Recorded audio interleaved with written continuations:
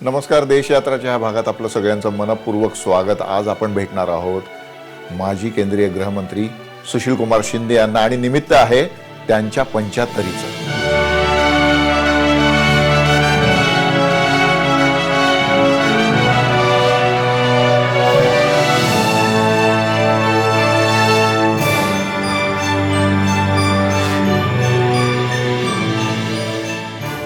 सुशीलकुमार शिंदे हे दरवर्षी वाढदिवस साजरा न करणारे नेते म्हणून ओळखले जातात, परंतु यंदा 75च्या निमित्ताने राष्ट्रपतींसह सर्वपक्षीय नेत्यांची मांदियाळी त्यांच्या कर्मभूमीमध्ये सोलापूरमध्ये जमणार आहे. आणि साध्या पट्टेवाल्यापासून सुरू झालेला प्रवास केंद्रीय गृहमंत्री पदापर्यंत कसा गेला हे आपण सुशीलकुमार शिंदे यांच्याकडून समजून घेणार आहोत. शिंदे सर, तुमचं स्वागत आहे देशयात्रामध्ये. आणि कार्यक्रम सुरू करण्याच्याच आधी मी तुम्हाला धन्यवाद. 75च्या मनपूर्वक शुभेच्छा देतो. धन्यवाद. आपल्याला आपण नेहमीच म्हणजे इंडियन एक्सप्रेस पासून तुम्ही सारखं माझ्या सगळ्या कामाचं कौतुक करत आलेलं आहात.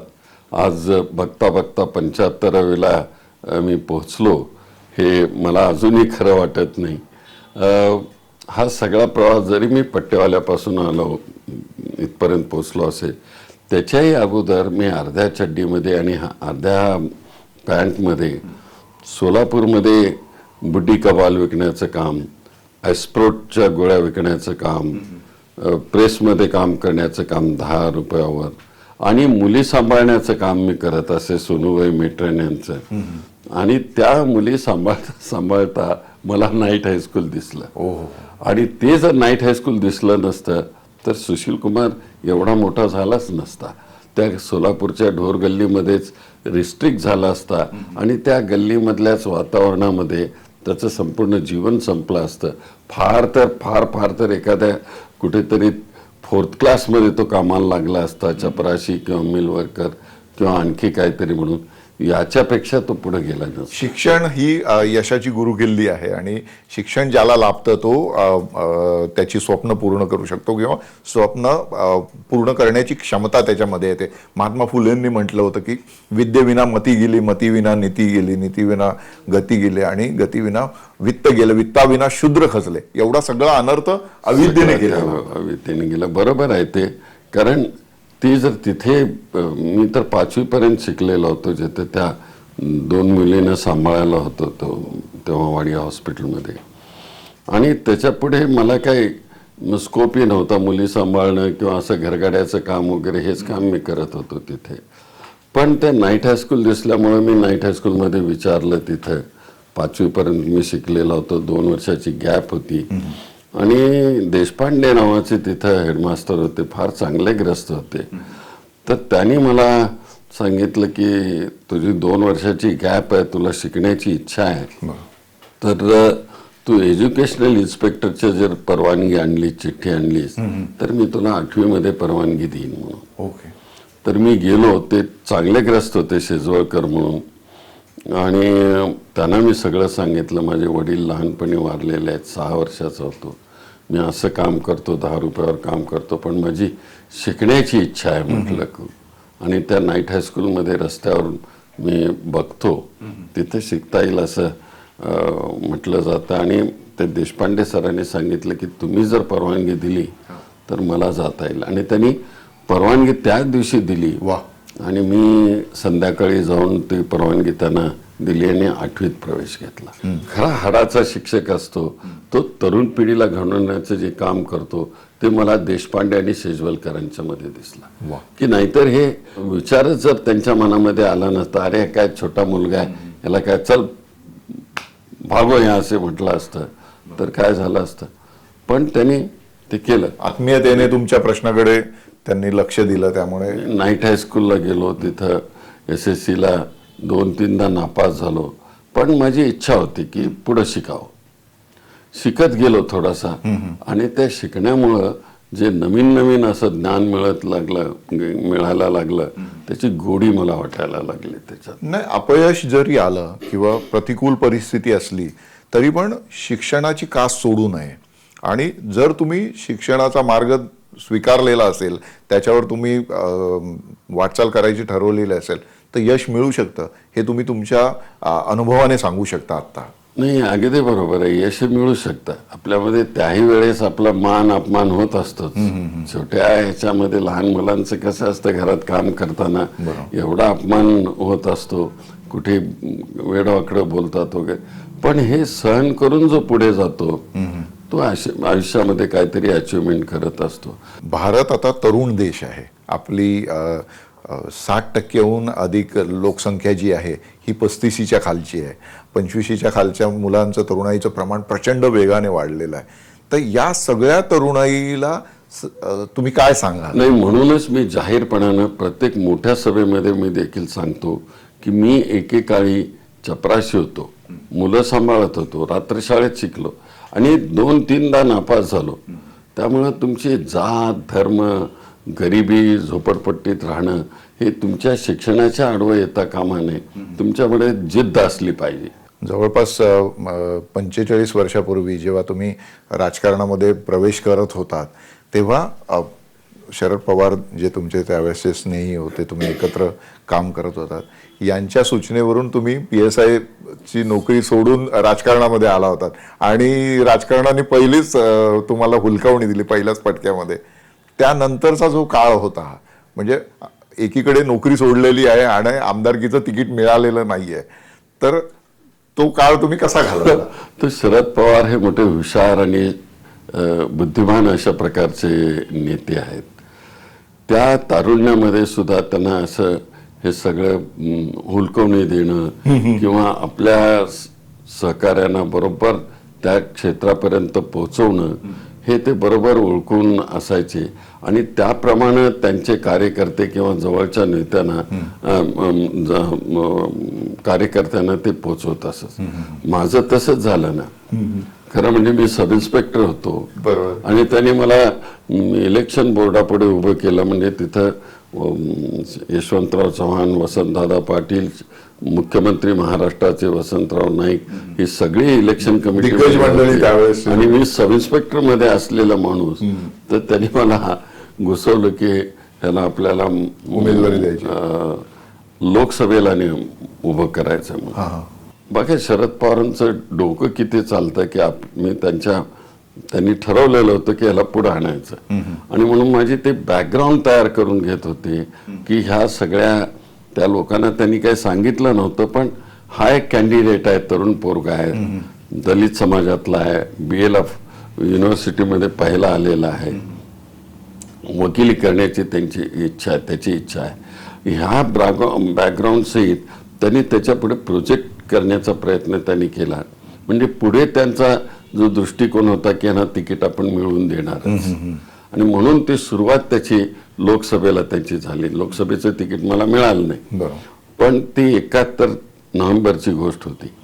72 एप्रिलमध्ये असेंब्लीच्या निवडणुका आल्या आणि करमाळा ही असेंब्लीची जागा होती. तिथं त्यांनी मला सांगितलं की तिथून तुला उभं राहायचंय, तू अर्ज कर आणि नोकरीचा राजीनामा दे. मी दिला तो राजीनामा आणि परत बोर्डापुढे माझं नाव गेल्यानंतर मागच्या वेळेस त्यांनी बघा कशी स्ट्रॅटेजी शरद पवारांची आहे की केवढा बुद्धिमान माणूस की याला इथं हे केलं तर त्यावेळेस नाकारला म्हणून इथं देतील, हे बरोबर त्यांनी हेरलं होतं आणि तसंच झालं. त्या कमिटी पुढे माझं नाव गेल्याबरोबर पहिल्यांदा त्यांनी युनॅनिमसली माझं नाव रिकमेंड केलं करमाळा मतदारसंघाकरता आणि मग तिथे त्यांना खूप आनंद झाला. शरद पवारांना असे त्यांचे सगळे सवंगडी त्यावेळेचे बरोबर असणारे एकनाथ साळवे होते, ते विदर्भाचे, चंद्रपूरचे. त्याच्यानंतर आमचे विनायकराव पाटील होते, गोविंदराव अधिक होते, टोपे होते, शिवराज पाटील होते. हे सगळे आम्ही लोक त्या काँग्रेस फोरम फॉर सोशलिस्ट ॲक्शनमध्ये होतो आणि ह्या लोकांना वाढवण्याकरता म्हणून ते टीम अशी तयार करून होते. त्यात ह्या 72च्या त्या निवडणुकीमध्ये ह्या सगळ्यांना तिकीट मिळालं आणि दिल्लीच्या लोकांनी मला हा नवीन आहे म्हणून माझं तिकीट कापलं. नोकरी गेली, तिकीटही गेलं माझं. पण त्यावेळेस बघा नेत्याचं कसं असतं. शरद पवार हे तसे भावनिक अशा प्रकारचे, भाऊक अशा प्रकारचा नेता आहे. त्यांना खूप वाईट वाटलं. मी एअरपोर्टवर रिसिव्ह करायला गेलो त्यांना आणि त्यावेळेस त्यांच्या डोळ्यामध्ये अश्रू होती की आपण एवढं त्याला नोकरी सोडायला लावलं वगैरे सगळं हे राजकारणात आणण्याकरता प्रयत्न केला.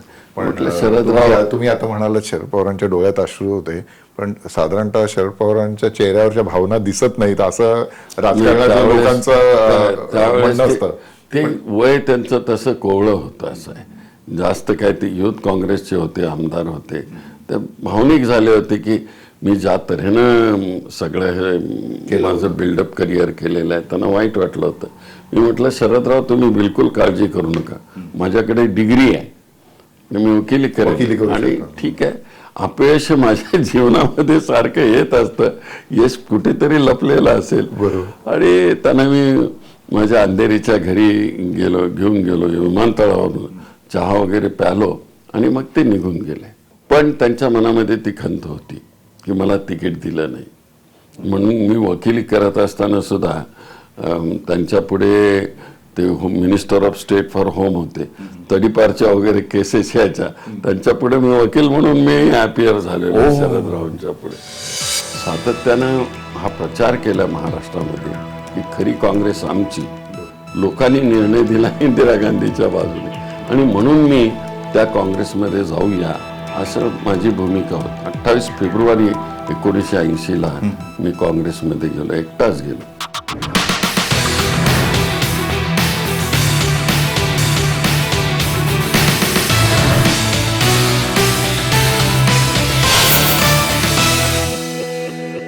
शरद पवारांशी तुमचा इतका स्नेह, ही बाब तर आहेच, परंतु जेव्हा पुलोच्या वेळेस त्यांच्याबरोबर जायची वेळ आली तर तुम्ही शेवटच्या क्षणापर्यंत सांगत होतात की शरद पवार हे माझ्यासाठी विठ्ठल आहेत. आणि नाही, ते पुलोच्या जाण्याच्या वेळेस नाही, पुलोदमध्ये आम्ही गेलेलो होतो ऑलरेडी. आणि त्यामध्ये शरद पवारजी हे मुख्यमंत्री झाले महाराष्ट्राचे, मी लेबर मिनिस्टर झालो आणि Vinayakrao Patil minister of state for industries वगैरे असे लोक सगळे होते. त्याच्यात होते, त्याच्यात जनसंघ होता, कम्युनिस्ट पार्टी होती, समाजवादी होती आणि वसंतराव पंडित वगैरे, उत्तमराव पाटील, सगळी मंडळी त्यामध्ये होती. आशू आडवाणी आमच्या मंत्रिमंडळामध्ये होता. गणपतराव देशमुख शेकापतर्फे ते ॲग्रिकल्चरल मिनिस्टर होते. सदानंद वर्दे ते एज्युकेशन मिनिस्टर होते. तर असे सगळी मंडळी त्या ह्याच्यात होतो. आणि त्यावेळेस साधारणतः 78, 1980चा तो काळ होता आणि त्या निवडणुका लागल्या, लोकसभेच्या निवडणुका लागल्या 80च्या. त्यावेळेस आमच्या प्रचाराचा, आम्ही काँग्रेस मधले होतो, काँग्रेस ओ मधले त्यावेळेस होतो. तर त्यावेळेस आमच्या प्रचाराचा धागा होता की आमची खरी काँग्रेस, इंदिरा काँग्रेस ही खरी नाही आणि म्हणून 5 पिढ्यांची काँग्रेस ही आमची आहे, म्हणून आम्ही लोकांच्याकडे मागत होतो. त्याला ती हिस्ट्री आहे. पण लोकांनी निर्णय दिला, लोक न्यायालयाने निर्णय दिला. संपूर्ण भारतामध्ये ज्या लोकांनी इंदिरा गांधीचा पराभव केला होता 77ला, त्याच लोकांनी 80ला इंदिरा गांधींना प्रचंड मताने निवडून दिलं आणि काँग्रेसवर शिक्कामोर्तब केला की ती खरी काँग्रेस आहे. आणि म्हणून मी आग्रह धरत होतो की आपण सातत्यानं हा प्रचार केला महाराष्ट्रामध्ये की खरी काँग्रेस आमची, लोकांनी निर्णय दिला इंदिरा गांधीच्या बाजूने आणि म्हणून मी त्या काँग्रेसमध्ये जाऊया असं माझी भूमिका होती. जवळजवळ सगळ्यांचीच म्हटलं तर चालेल, पण राजकारणामध्ये असं होतं कधी कधी विचाराचं वारं वेगळं राहतं आणि त्या भूमिकेने मी नाही, त्यावेळेस तुमचं वाक्य खूप गाजलं होतं की वीटच फिरली, आता मी काय करू असं तुम्ही. नाही, त्यावेळेस असं आहे, मी दिल्लीशी बोलत होतो.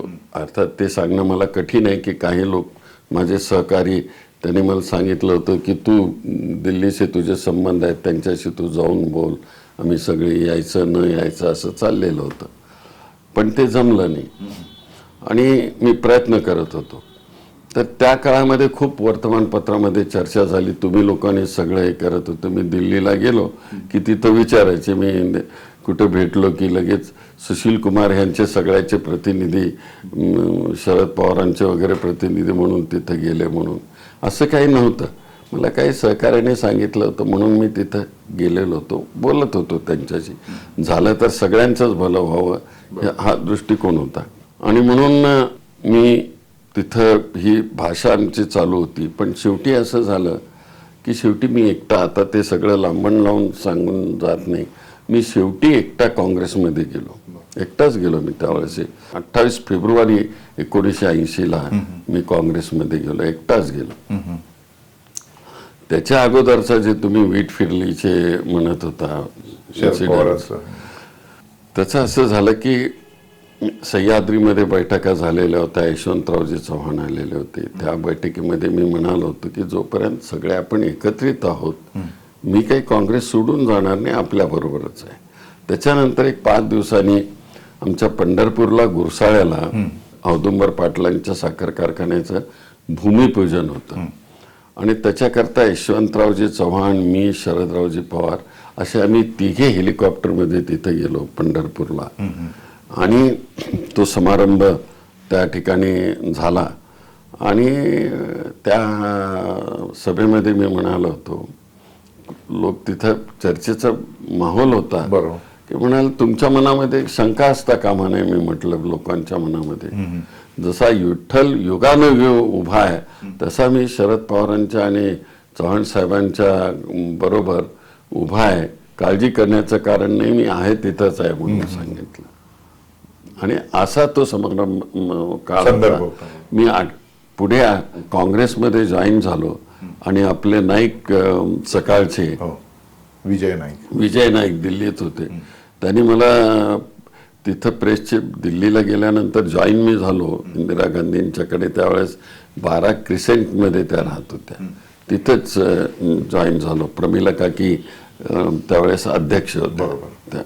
तर त्यावेळेस ते प्रेसवालीनं मला विचारलं, कालच तुम्ही म्हणाला होता काल परवा की जसा विठ्ठल उभा आहे विठेवर तसा तुम्ही काँग्रेस पार्टीच्या बरोबर आहे. हे खरं आहे म्हटलं, पण वीटच फिरली त्याला मी काय करू म्हटलं. असा तो इन्सिडेंट नाही. पण ही वीट फिरण्याचा हा जो इन्सिडेंट आहे तो नंतर सुद्धा अनेकदा वेगवेगळ्या पद्धतीने तुम्ही अनुभवत राहिलात. पण यात एक महत्वाची गोष्ट मला तुम्हाला विचारायची वाटते की ही जी तुमची इंदिरा गांधी कुटुंबाशी जवळीक होती ती नंतर 3 पिढ्या किती कायम टिकली हे जवळून बघितलेलं आहे. म्हणजे इंदिराजींनंतर राजीव गांधी, सोनिया गांधी आणि मी तर यांना प्रियांका गांधींना तुम्हाला शिंदे अंकल म्हणून हाक मारताना अमेठी परिसरात बघितलेलं आहे. म्हणजे सगळ्या पिढ्यांशी तुमचा संबंध इतका राहिला. पण पवारांशी तो तितका जवळचा राहताना दिसला नाही, ज्यांच्यामुळे तुम्ही राजकारणात आलात. तर ही अशी फारकत कशामुळे झाली तुमची? नाही, खरं फारकत म्हणजे काय, हे 2 विचारांचा आम्ही हा झगडा होता. मी काँग्रेसच्या विचाराचा होतो आणि ते राष्ट्रवादी नंतर ते काँग्रेसमध्येच आले. शेवटी यशवंतरावजी आले, ते आले, त्यामुळं काही फार लांब मी होतो असं नाही, आम्ही सगळे एकत्रितच होतो.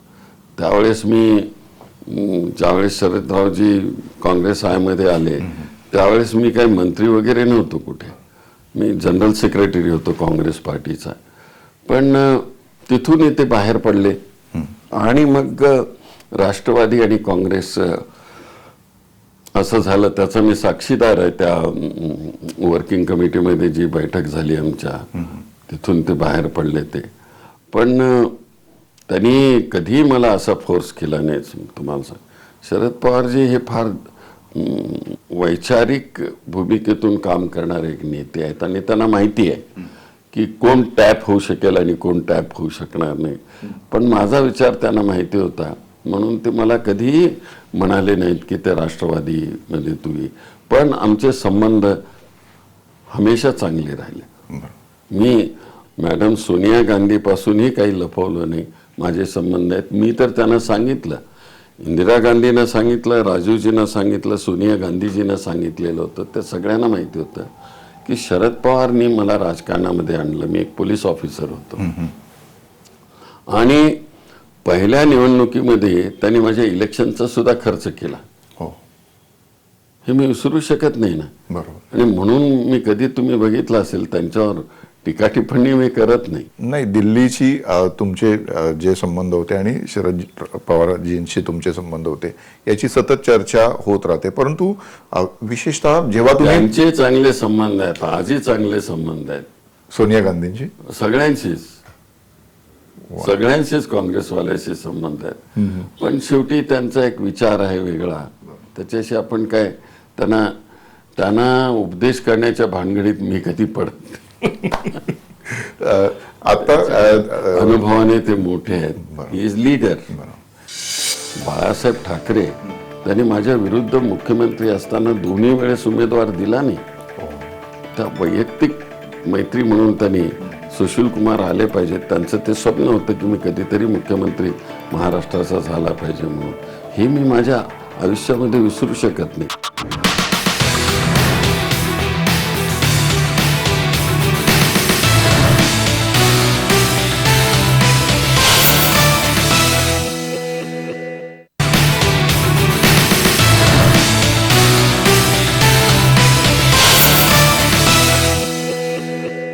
तुम्ही जेव्हा महाराष्ट्रात मुख्यमंत्री म्हणून आला होतात, 1 वर्ष 9 महिने तुम्हाला त्या काळामध्ये मिळाले आणि त्या 1 वर्ष 9 महिन्यांच्या काळामध्ये तुम्ही पक्षाला आणि सरकारला जे स्थैर्य दिलंय त्याच्या बळावर पुन्हा काँग्रेस राज्यामध्ये निवडून आली.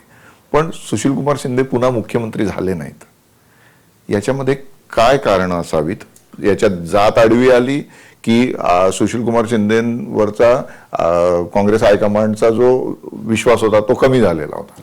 नाही, काँग्रेस हायकमांडचा विश्वास कमी झालेला होता असं जर असतं तर मला त्यांनी राज्यपाल म्हणून लगेच नेमलं नसतं त्याच दिवशी. मला वाटतं त्यामध्ये काहीतरी गफलत झालेली होती. सोनिया गांधीजींना काही लोकांनी जे काही वेगळं सांगितलेलं होतं की अशी ते आपले काँग्रेसवाले कदाचित दुसऱ्या पार्टीमध्ये घेऊन जातील आणि अशा प्रकारची ती भूमिका त्यांनी सांगितलेली होती. मला एक्झॅक्टली आठवत नाही, मी कधी विचारण्याच्या भानगडीत पडलं नाही. मला ज्यावेळेस त्यांनी विचारलं की निवडून आणलं मी सरकार, बरोबर, त्यावेळेस तर तुम्हाला माहिती आहे शिवसेना बीजेपी सगळे कोटबीट घालून तयार होते आपण सत्तेवर बसल्यासारखंच. पण महाराष्ट्राची जनता फार हुशार आहे, कारण मी सत्तेवर असताना सगळ्यांना न्याय देण्याचा प्रयत्न केलेला होता.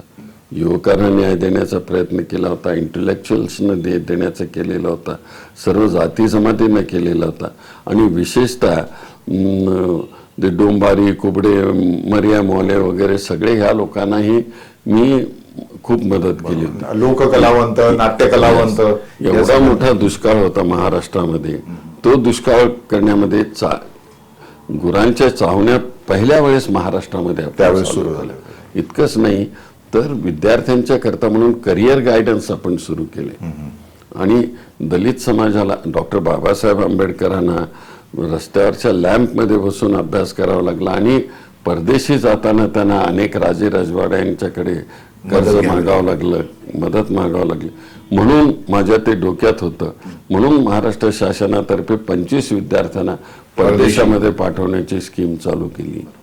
त्याचं कारणच हे होतं की आपण सत्तेवर असताना सर्वांना बरोबर घेऊन गेलं पाहिजे.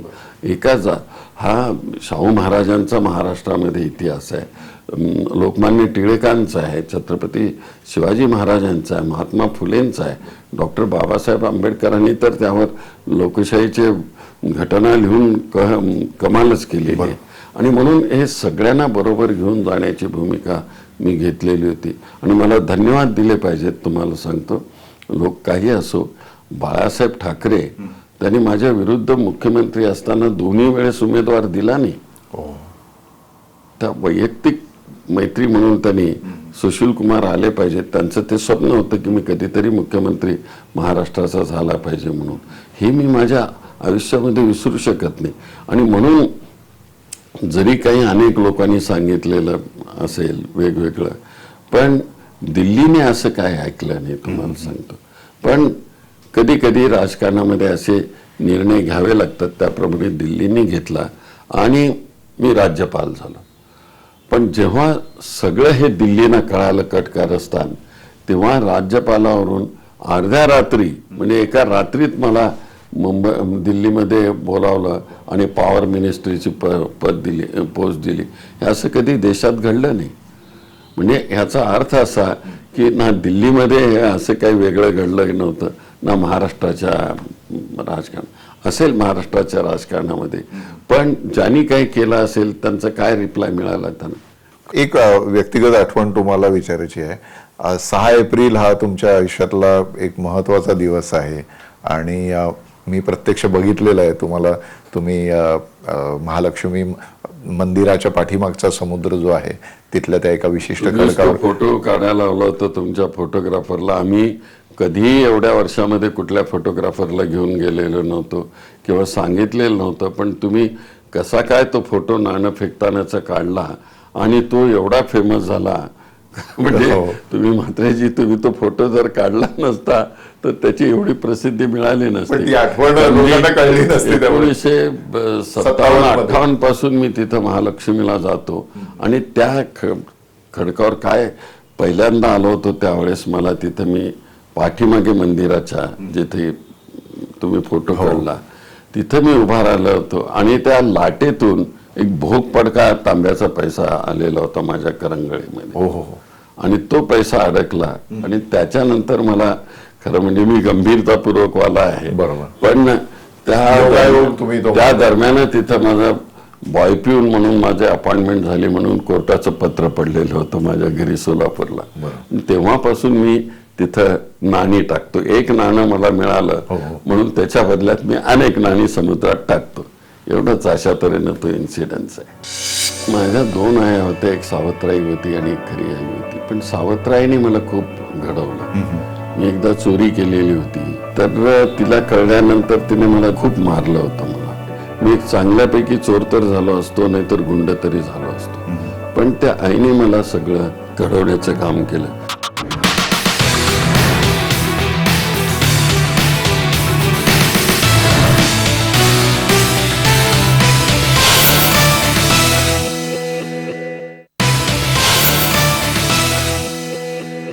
तुम्हाला 2 आई होत्या आणि त्यांच्याशी तुमची खूपच भावनिक जवळीक होती. त्याबद्दल जरा सांगा. माझ्या 2 आया होत्या, एक सावत्राई होती आणि एक खरी आई होती. पण सावत्राईने मला खूप घडवलं. मी एकदा चोरी केलेली होती. त्या आमच्या घराच्या जवळ बसणारी बाई जी आहे त्याच्या टोपलीतली, तर तिला कळल्यानंतर तिने मला देवासमोर बसवलं आणि खूप मारलं होतं मला. आणि मला वाटतं की तिने जे मला मारलं होतं तेव्हापासून मी काय ह्या भानगडीत पडलो नाही. नाहीतर आमच्या गल्लीतले सगळे मुलं, त्या स्टोरीमध्ये सुद्धा आहे दुसरी गोष्ट ते चोऱ्या करायचं वगैरे. मी एक चांगल्यापैकी चोर तर झालो असतो, नाहीतर गुंड तरी झालो असतो, पण त्या आईने मला सगळं हे घडवण्याचं काम केलं. माझी जी सख्खी आई आहे ती होती, तिने मात्र ती फार कमी बोलायची, पण त्या आपल्या मुलाला हे करायचं. पण ती मोठी आई कधी कधी मला मारायची, तू का मारतेस ग म्हणून तिच्याशी भांडायची ती.